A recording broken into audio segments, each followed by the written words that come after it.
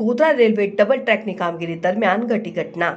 એક યુવકનો electric pole ઉપર કામ કરતા નીચે પટકાયો। યુવક નીચે પટકાતા માથાના ભાગે પહોંચી ગંભીર ઈજા। યુવકનું નામ રાજ નારાયણ સુરેશકુમાર પટેલ, ઉંમર આશરે 23 વર્ષ અને યુપીના અલ્હાબાદનો રહેવાનો હોવાનું જાણવા મળી રહ્યું છે। પોલ ઉપર કામ કરતા યુવક પાસે કોઈ પણ પ્રકારનું સેફટી કિટ વગર કરવામાં આવી રહ્યું હતું કામ। ઓવરહેડ ઇલેક્ટ્રિક વર્ક દરમિયાન બની ઘટના। પટકાયેલ યુવકને તાત્કાલિક 108ની મદદથી ડાકોર રેફરલ હોસ્પિટલ ખાતે ખસેડવામાં આવ્યો, જ્યાં તબીબો દ્વારા યુવકને મૃત જાહેર કરવામાં આવ્યો। ત્રિમૂર્તિ સેફ્રોન નામની કંપનીને મળ્યો છે આ કામનો કોન્ટ્રાક્ટ। હાલ રેલવે પોલીસ દ્વારા તપાસની પ્રક્રિયા હાથ ધરવામાં આવી રહી છે। મૃતદેહને પોસ્ટમોર્ટમ અર્થે ખસેડવામાં આવ્યો।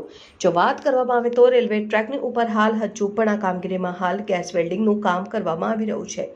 જે આપ દ્રશ્યોમાં જોઈ રહ્યા છો, આજે કામગીરી ચાલી રહી છે તેવા ઉજ્જવલા યોજનાના ઘરેલું ગેસનો હાલ પણ વપરાશ કરવામાં આવી રહ્યો છે। સંબંધિત તંત્ર વહેલી તકે જાગે અને એક્શન મોડમાં આવે તેવી અહીંયા કામ કરતા કામદારોની માંગણી છે।